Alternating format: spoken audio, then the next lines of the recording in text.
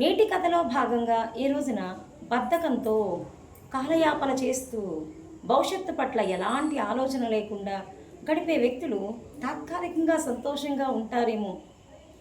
భవిష్యత్తు ఆ రోజు నువ్వు తప్పు తెలుసుకున్నా మీ చేతుల్లో ఉండదు. దానికి సంబంధించిన ఒక మంచి కథని మీ ముందుకు తీసుకొచ్చాను. ఇలాంటి మరిన్ని మంచి మంచి కథలను మీరు చూడాలి అంటే నా కథల బృందావనం యూట్యూబ్ ఛానల్ సబ్స్క్రైబ్ చేసుకొని కథను పూర్తిగా చూసే ప్రయత్నం చేస్తారని దీనికి సంబంధించిన లింకును బయోలో ఇవ్వడం జరిగింది. కథను ప్రారంభిస్తుంది. ఒక రాజుగారు ప్రజల యోగక్షేమాలు తనకి మంచి చెడు సలహాలు చెప్పడానికి ముగ్గురు మంత్రులను ఏర్పాటు చేసుకున్నాడు. అంటే అంత చక్కగా పరిపాలన చెయ్యాలి అనే ఉద్దేశంతో. కానీ ఒక అనుమానం వస్తుంది. అంటే నా మంత్రులు సక్రమంగా పనిచేస్తున్నారా లేదా అని తెలుసుకోవాలి అనుకున్నాడు. అంటే అతను ప్రజల కోసం చేసే పథకాలు చక్కగా అందుతున్నాయా లేదా, వీళ్ళు ఏమైనా మధ్యలో మోసం చేస్తున్నారా అని వీళ్ళకి ఒక పరీక్ష పెట్టదలిచాడు. ఆ మంత్రులు ముగ్గురిని పిలిచాడు. నాకు మంచి పళ్ళను తినాలని ఉంది, మీరు ఎక్కడికైనా వెళ్ళి మీ ఇష్టం, మీకు సంచిస్తున్నాను, అవి ఎక్కడికైనా వెళ్ళి మీరు ఇన్ని రోజులు గడువు నాకు సంబంధించిన నేను ఏ ఇష్టంగా తింటాను వాటికి సంబంధించిన పళ్ళన్నీ మీరు తీసుకురావాలి అని చెప్పారు. ఒక 10 రోజులు వ్యవధి ఇచ్చారు. అందరూ సంచులు తీసుకుని వెళ్ళారు. అందులో మొదటివాడు చాలా ఉత్తముడు.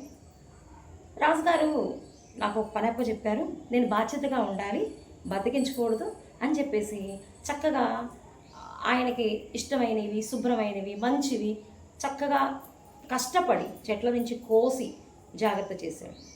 ఇక రెండో వాడు, రాజుగారు మనం తెచ్చే పళ్ళు తింటారా ఎందుకు అని చెప్పేసి ఆ కింద ఏరుకొని ఆ పళ్ళు అన్నీ వేసుకున్నాడు.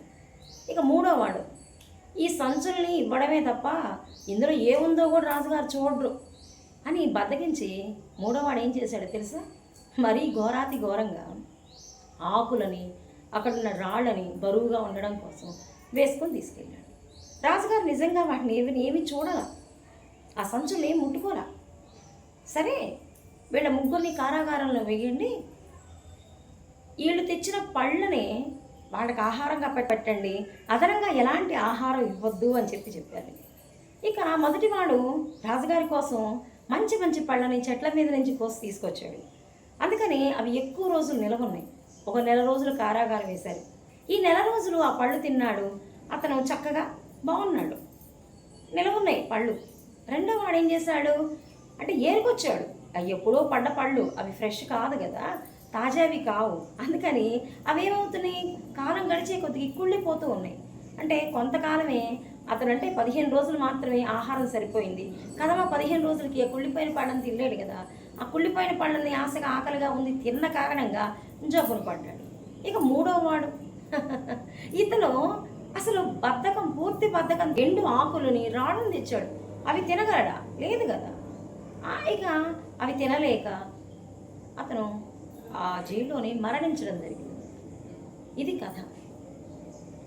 చూడండి, ఒక నమ్మకంగా మీకు ఒక పనిని అప్పచెప్పినప్పుడు అది నమ్మకంగా చెయ్యాలి. అంతేగాని ఎవరో చూస్తారు, ఎవరి కోసము అన్నట్టుగా ప్రవర్తిస్తే ఎవరికి నష్టం? తాత్కాలికంగా లాభపడతాము, శాశ్వతంగా నష్టపోతాము. అందరికీ అన్ని అవకాశాలు ఇవ్వడండి. మనకి మానవ జన్మనివ్వడం అనేది గొప్ప వరం. అందులోనూ మనకి కళ్ళని కాళ్ళని అన్నీ సక్రమంగా ఇవ్వడం ఇంకా గొప్ప వరం. మన బుద్ధిని తెలివితేటల్ని మనం శక్తివంచన లేకుండా కష్టపడుతూ వృద్ధిలోకి తెచ్చుకోవాలి. కానీ బద్ధకంతో కాలయాపన చేస్తూ గడిపితే రేపటి భవిష్యత్తు అగమ్య గోచరం అవుతుంది. మీకు అప్పచెప్పాడు మూడో వాడికి, ఏం చేశాడు, ఆ కొద్ది కాయలు ఏరడానికి కూడా బతికించాడు. ఆకుల్ని రాళ్ళని ఏరుకొచ్చాడు. ఏం జరిగింది, అవే తినడాన్ని తినలేక మరణించాడు. మనం కూడా అంతేనండి. ఈరోజు సంతోషం రేపటికి దుఃఖానికి కారణమవుతుంది.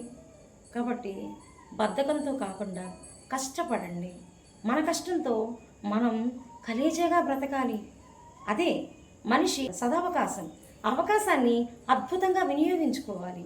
Okay friends.